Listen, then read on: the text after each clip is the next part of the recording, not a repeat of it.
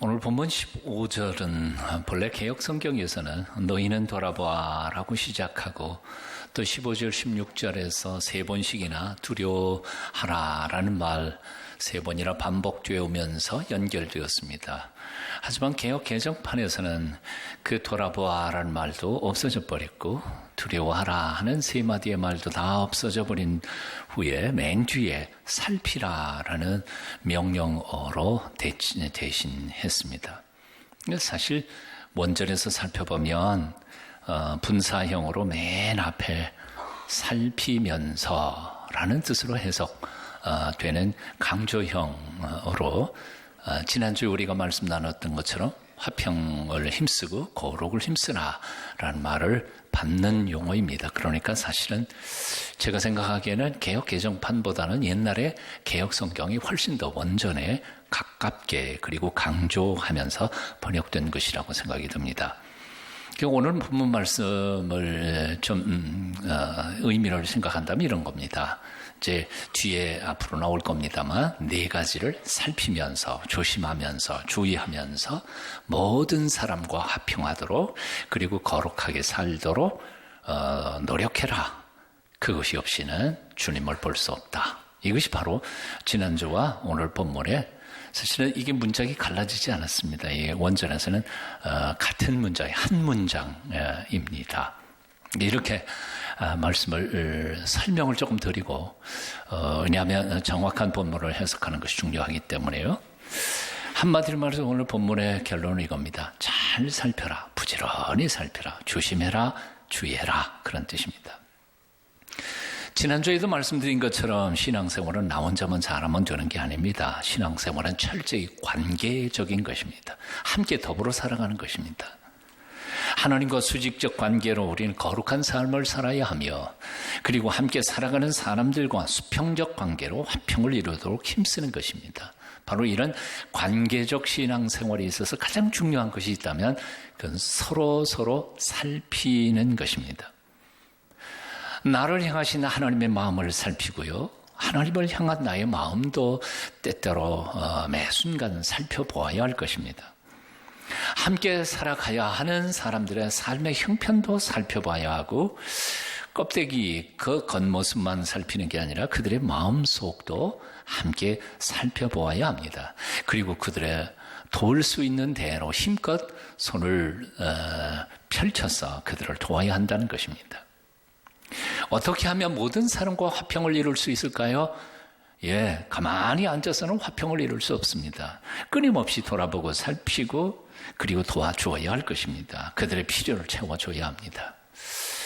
여기까지 말씀하다가 보니까 너무 여러분들이 심각해진 것 같아요. 질문 하나만 해볼게요. 남편이 아내의 생일을 잊어버리는 순간 어떻게 될까요? 결혼기념을 잊어버렸습니다. 어떻게 될까요? 그날 저녁 밥 먹을 생각하지 않는 게 좋을 거예요. 싸늘해지지 않아요. 친구들의 어려움을 돌아보지 않고 우정의 관계가 계속 이어질 수 있겠습니까? 교회 안에서 신앙의 성도들이 서로의 형편과 삶을 돌아보지 않고 성도의 관계가 이어질 수 있겠습니까? 그럴 수는 없는 거죠. 오늘은 북한 선교주일입니다. 남북 관계가 정치적으로는 혹은 공식적으로는 이렇게 단절되고 어려움을 겪지만 그럼에도 불구하고 우리는 민간 차원에서라도 혹은 신앙적인 차원에서라도 북한에 고통당하고 있는 동포들을 살필 수 있는 것 살피고 도울 수 있는 한 우리가 도와주어야 평화 통일은 앞당겨질 줄로 믿습니다. 정부에서 그런다고 우리도 다 손 놓고 맹 놓고 가만히 있다면 어떻게 평화 통일이 우리에게 이루어질 수 있겠습니까? 사랑은 본질적으로 수고하는 것입니다. 말이 아닙니다. 용어도 아닙니다. 개념도 아닙니다. 동사라고 하지 않아요. 진정한 사랑하는 사람이면 돌아보고 살피고 헤아리고 돕는 것이어야 합니다. 거기에 정말 함께 살아가는 기쁨이 있고 진정한 참된 화평과 축복이 있는 줄로 믿습니다. 자, 옆에 있는 사람하고 한번 따라해 보실까요? 같이 저를 따라해 보시겠습니다. 돌아봅시다. 살핍시다. 사랑합시다. 자, 그렇다면 무엇을 살펴야 할까요? 오늘 본문은 이렇게 표현합니다. 하나님의 은혜에 이르지 못하는 사람들이 있을까? 잘 살펴보라. 하나님의 은혜에 이르지 못하는 사람들, 은혜 받지 못하는 사람들이 주위에 있는지 잘 살펴보라 하는 것입니다. 어떤 모임이든지 늘 잘 나오다가도 결정적인 순간에 빠지는 사람들이 있습니다. 그렇지 않던가요? 예, 열심히 일하다가도 고생했으니까 밥 먹자. 그럴 때는 꼭 빠지는 사람이 있어요. 그리고 억울해해요. 또는 거꾸로 일할 때는 코빼기도 보이지도 않던 사람이 밥 먹고 놀러 갈 때에는 어떻게 그렇게 개근하는지 몰라요. 아직껏 밥 먹고 노는데 빠진 거야. 그건 뭐 문제도 없습니다. 괜찮아요. 하지만 하나님의 은혜를 받는 자리에 빠지거나 아니면 최종적으로 하나님 앞에서 영생을 받고 구원을 받는 자리에서 빠진다 그런다면 이것처럼 심각한 문제는 없을 거라고 생각합니다. 그러므로 우리는 주위를 돌아보아야 합니다.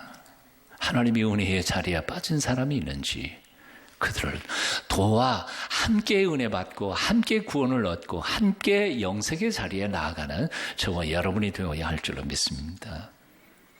초대 헬라 주석가였던 테오필라트라고 하는 이름이 조금 이상합니다만 이런 사람은 이 본문을 주석을 하면서 참 재미있는 비유를 들었습니다. 이것은 마치 여행을 떠나면서 인원 체크하는 것하고 비슷하다. 요즘식으로 표현하면 그런 거 아니에요. 여러분 여행 다녀보셨죠? 여행 갈 때 어떻게 해요? 공항에서 몇 시까지 모여라. 그럼 꼭 늦는 사람이 있어요. 처음 출발할 땐 그래도 잘 가죠. 근데 한 2, 3일 혹은 한 일주일쯤 다니다가 뭔지 기가 빠져가지고요. 화장실 갔다가 그냥 안 오는 사람들도 있어요. 하루 전에 목사님들끼리 유럽에 여행을 간 적이 있었는데 뭐 종교개혁인가요? 그 현장을 공부한다고 갔다가 화장실 갔다가 사람이 안 탔는 데에도 버스는 출발해버렸습니다. 어떻게 해요? 가다가 보니까 없어요. 그래서 다시 돌아가서 태우고 갈 수밖에 없었죠. 그 사람은 얼마나 놀랬겠어요. 딴 데 가면 못 찾을까 봐 화장실 앞에서 쪼그리고 앉아가지고 기다리는 거죠. 이러는 거예요. 여행 다니면서 사람 체크하는 거 하나 둘 셋 넷 다섯 여섯 오케이 출발. 빠진 사람 없어요? 옆자리에 사람 체크해 보세요. 없어요? 다 왔네요. 그럼 출발. 그런 거지. 똑같은 거예요. 사랑하는 여러분, 혹시 옆에 빠진 사람 없습니까? 오늘 이 은혜의 자리에 와야 되는데 못 오신 분이 없으세요? 오늘은 꼭 와야 되는데 못 오신 분이 혹시 없었던가 한번 살펴보라는 거예요. 요즘 삶이 너무 고달프고 힘들어서 정말 교회에 나올 힘조차 없어서 빠진 사람들이 혹 우리 주변에는 없느냐 하는 것이고요. 요즘에 몸이 불편해서 마음은 원이로되 몸이 말을 들어주지 않으니까 교회도 못 나오고 혼자 집에서 꾹꾹 앓고 고독해하고 쓸쓸해하고 외로워하는 사람이 없는가 알아보라는 거죠. 오늘 본문은 두 번째로 우리가 살펴보아야 할 것을 이렇게 표현하고 있습니다. 누군가 너희 속에서 쓴 뿌리가 나서 자신도 상하고 남도 어렵게 하는 일이 없는가 살펴보라. 쓴 뿌리가 나서 자신도 상하고 남도 상하게 하는 일이 혹시 없는가 주의를 살펴보라. 그렇게 말씀합니다. 우리 김영건 목사님께서 쓰신 책 중에 쓴 뿌리의 치유라고 하는 조그만 책자가 있는데요. 그 책 속에서 이렇게 말씀하셨습니다. 정도의 차이는 있지만 모든 사람에게는 다 쓴 뿌리가 있다. 쓴 뿌리가 있다 없다? 예, 여러분에게도 있습니까? 있대요. 착하고 순종적인 자녀들마저도 싸움을 할 때 보면 모든 사람에게 쓴 뿌리가 있다는 것을 실감하게 된다. 그들이 서로 싸우면서 그들의 쓴 뿌리에서 쓴맛이 흘러나올 때를 보면 부모의 마음은 아프다. 아마 공감하는 사람들이 많을 것 같아요. 또 다른 글도 좀 읽어볼게요. 쓴 뿌리는 소화 계통에서 산이 분출되고 속이 쓰리다. 그 쓴 뿌리는 음식을 먹지 않았는데도 소화 계통에 소화액을 흘려보내면서 입에서 쓴맛을 느끼게 한다. 쓴 뿌리는 마음의 병을 일으키고 육체에도 영향을 준다. 이렇게 몇 줄 읽다가 보니까 쓴 뿌리라는 게 대충 뭐다 하는 감이 좀 잡히시죠. 즉 다시 말하면 쓴뿌리나 너나 할 것 없이 인생을 살아가다가 보면 자의 반 타의 반으로 상처를 주기도 하고 받기도 하면서 받는 생기는 잡초와 같은 것이라는 거죠. 물론 어떤 때에는 그게 죄일 수도 있고요, 죄가 아닐 수도 있지만, 그러나 분명한 것은 너도 아프고 나도 아프고 주고받는 아픔과 고통의 잡초 같은 것, 독풀 같은 것이 쓴뿌리라, 그렇게 표현한 겁니다. 우리가 열심히 밭에서 잡초를 뽑아주지만 어느 사이에 언제 자라는지 또 잡초가 이렇게 우거지면서 서로 관계의 아픔을 겪고 있는 것, 이것을 사람들 사이에서 나오는 쓴뿌리라 그렇게 표현한 겁니다. 김영건 목사님은 이 쓴뿌리를 치유하는 데 있어서 성경의 9가지 열매를 도입하는 것을 추천을 했어요. 조금 더 읽어드릴게요. 쓴맛을 만들어내는 사람들은 어떻게 치유할 것인가? 이것을 치유하는 방법으로 성경의 9가지 열매를 적용시켜 보았다. 쓴맛은 인간들에게서 나오는 것이다. 특히 인간의 마음에서 나오는 것이다. 어떤 의미에서는 왜곡된 인간의 마음에서 나오는 것이다. 성경의 9가지 열매는 어디에서 나오는가? 성령 충만한 사람에게서, 성령님의 인도하심을 따라 사는 사람들에게서 나온다. 성령님은 하나님의 영, 예수님의 영이다. 성령 충만한 사람은 예수님의 마음을 갖고 사는 사람들이다. 그래서 주님의 마음에서 나오는 성령의 역사를 통해서 인간의 마음 속에서 나오는 쓴 뿌리를 치유할 수 있다. 참 우리는 모든 사람과 지난주에 말씀 나눈 것처럼요, 화평하기를 원하고 노력해요. 그리고 거룩하게 살기를 정말 몸부림치면서 노력하지만 주어진 인생을 살다가 보니까 나도 모르는 사이에 자꾸 내 마음에 잡초가 생기고 관계 속에서 잡초와 독초가 일어날 때가 많다는 거죠. 여러분 집에 청소를 매일 해도요, 어쩌다가 한번 이렇게 침대를 이렇게 열어보니까 침대 밑에 뭐가 있어요? 먼지가 그냥 있는 게 아니라 먼지가 굴러다니더라고요. 언젠가 한번 청소해 보려고 보니까요. 그 청소 다 하는데도 어떻게 그 침대 밑에 먼지가 굴러다녀, 덩어리가 굴러다녀. 침대 밑에 먼지 덩어리들이 굴러다니듯이 그렇게 우리의 인간 관계 속에 오해가 쌓이고 섭섭한 마음이 생기고 심지어는 부주의해서 유혹을 받는데 죄를 짓기도 하기도 합니다. 그런 관계 속에서 우리 쓴뿌리는 자라게 되어 있다는 겁니다. 바로 이런 이유 때문에 우리는 계속해서 부지런히 살펴보아야 합니다. 오늘 본문 말씀을 보면 세 번째와 네 번째가 한꺼번에 들어와 있습니다. 세 번째, 네 번째 살펴야 할 것이 있습니다. 16절 여러분 함께 같이 읽어보실까요? 16절 함께 읽습니다. 시작. 음행하는 자와 혹 한 그릇 음식을 위하여 장자의 명분을 판 에서와 같이 망령된 자가 없도록 살피라. 뭘 살펴요? 두 가지를 살펴요. 여기 두 사람이 등장하고 있어요. 하나는 음행하는 자, 두 번째는 망령된 자. 두 종류의 사람을 살피라는 거죠. 첫 번째, 너희 중에는 음행하는 자가 없도록 살펴라 하고 가르칩니다. 하나님은 거룩하십니다. 그러므로 그의 자녀된 우리는 거룩해야 합니다. 세상에 막 간다고 교회도 그렇게 막 가서는 안 된다 그 말입니다. 문제는 세상이 음란한 문화 속에 간다고 교회 안에 있는 신앙인들조차도 그렇게 휩쓸려 가는 것 같아서 이게 비극인 거지요. 그래서 오늘 이 시대에 가장 중요한 것은 교회가 거룩과 성결, 순결함을 회복하는 것입니다. 주님께서 말씀하셨던 것처럼 너희는 세상의 소금이라, 세상의 빛이라 말씀하셨습니다. 소금이 뭐합니까? 썩어지는 것을 썩지 않도록 하는 방부제 역할을 하는 존재가 아닙니까? 주님께서 말씀하셨죠. 소금이 만일 그 맛을 잃으면 아무짝에도 쓸모없어서 세상에 밖에버리고 사람들에게 밟힐 뿐이니라. 크리스찬이 자기 정체성을 잃어버린 채 똑같이 썩어버린다면 아무 존재의 의미가 없는 것이지. 깨끗해야 합니다. 순결해야 합니다. 거룩해야 합니다.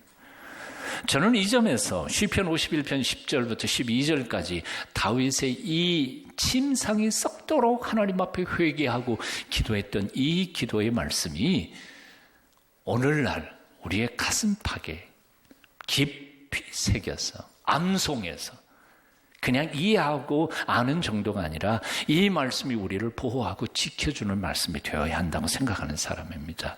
그 말씀이 무엇인지 한번 같이 읽어보실까요? 시편 51편 10절부터 12절까지입니다. 뜻을 생각하면서 될 수 있는 대로 암송하십시오. 같이 읽습니다. 시작.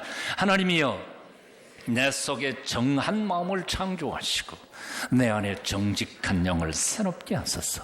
나를 주 앞에서 쫓아내지 마시며 주의 성령을 내게서 거두지 마소서. 주의 구원의 즐거움을 내게 회복시켜 주시고 자원하는 심령을 주사 나를 붙드소서. 아멘. 이 기도가 무의식 중에도 저와 여러분의 입술에서 나오는 온전한 기도가 됐으면 좋겠습니다. 네 번째는 이렇게 말합니다. 너희 중에 망령된 자가 없도록 살피라. 망령된 자, 어떤 사람입니까? 오늘 망령된 자의 대표적인 사례로 에서라고 하는 인물을 소개합니다. 에서가 어떤 사람입니까? 그 소중한 장자의 명료를 팥죽 그릇으로 팔아넘긴 사람이었습니다. 즉 다시 말하면 망령된 자란 성경에서 소중한 가치를 찰나적이고 잠깐 있다가 없어질 것들과 싸구려와 맞바꿔 버리는 어리석은 사람들을 망령된 자라고 표현하는 것입니다. 천재신학자 보네퍼가 강조한 것처럼 사랑하는 여러분, 하나님께 받는 은혜를 싸구려 취급하지 말라는 거예요. 우리는 별 볼 일 없는 것처럼 생각하는 그것들을 위하여 지난 2000년 기독교 역사 속에서 그것을 지키기 위해 목숨 걸었던 사람들이 얼마나 많이 있었는지를 한번 기억해 보십시오. 십자가에 피 묻은 복음을 전하기 위하여 순교한 사람들이 한둘이 아니었습니다. 우리는 성경책 별로 아까워하는 것 같지도 않아요. 근데 북한 동포들이요, 성경 한 권 구하기 어려우니까요, 성경 한 권 어떻게 구하면 다 찢어가지고 한 장씩 나눠갖고 그 한 장 가지고 완전히 암송해서 모이게 되면 자기가 암송한 것 가지고 암송하고 다른 사람들 그 말씀 듣고. 성경 한 장이 그렇게 소중한데 우리는 그 소중한 것을 깨닫지 못한다는 거지. 고린도후서 4장 18절은 말씀합니다. 우리가 돌아보는 것은 보이는 것이 아니요 보이지 않는 것이니 보이는 것은 잠깐이요 보이지 않는 것은 영원함이니라. 뭘 바라보고 사십니까? 눈에 찰나적인 것들과 영생과 맞바꾸는 어리석은 인생을 살고 있지는 않습니까?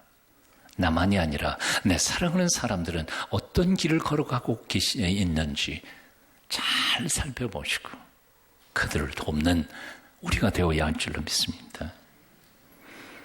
결론을 맺습니다. 신앙생활은 함께 가는 것입니다. 함께 사는 것입니다. 부지런히 주변에 있는 사람들을 살펴보고 함께 행복한 삶을 살아가는 주의 백성들이 다 되시기를 축원합니다. 중국에서 어떤 여성 버스 운전기사가 버스를 운행하며 시골길을 가고 있었습니다. 불량배 3명의 기사에게, 여성 기사에게 성희롱을 했습니다. 그런데도 모든 승객들은 모른 척하고 지지하지 않았습니다. 그 중에 딱 한 사람, 중년 남자 한 사람이 그 불량배들을 말리다가 심하게 얻어맞았습니다. 칼부림으로 상처까지 입었습니다. 급기야 그 불량배 세습영은 버스를 세우고 여성기사를 숲으로 끌고 가서 성폭행을 합니다. 얼마 후에 돌아온 여성기사가 갑자기 아까 불량배들을 지지했던 중년 남자에게 말했습니다. 내리라고. 당황한 그 사람이 아까 나는 그래도 도와주려고 했지 않느냐 반문을 했는데도 여성기사는 화를 내면서 당신 내릴 때까지는 차 출발하지 않는다. 단호히 말하자 승객들이 너 때문에 우리 못 간다. 그래가지고 승객들이 모여가지고 그 남자를 쫓아 내보내고 짐도 길바닥에 내 던져버렸습니다. 그리고는 버스는 출발했습니다. 그렇게 달려가다가 여성 기사는 커브길에서 속도를 가속해서 낭떠러지로 떨어졌습니다. 버스에 탔던 모든 사람들은 다 죽어버렸습니다. 불량배들의 악행을 제지하려고 나섰던 그 중년 남자, 그 한 사람밖에는 살 가치가 없다고 생각했던 이 여성 운전자는 일부러 화를 내서 그 사람 버스에 내리기에 하고는 나머지 모든 승객들을 끌고 자살 여행을 떠났던 것이죠. 중국에서 일어난 실화로 44번 버스라고 하는 단편 영화가 제작돼서 제58회 베니스 영화제 심사위원장을 받았다고 합니다. 부산국제영화제에서도 상영되었던 영화라고 합니다. 교장 퇴직을 했던 제 친구가 이야기를 카톡에다 올려놓고는 자기 소감을 밑에다 적었더라고요. 제가 한번 읽어드릴래요.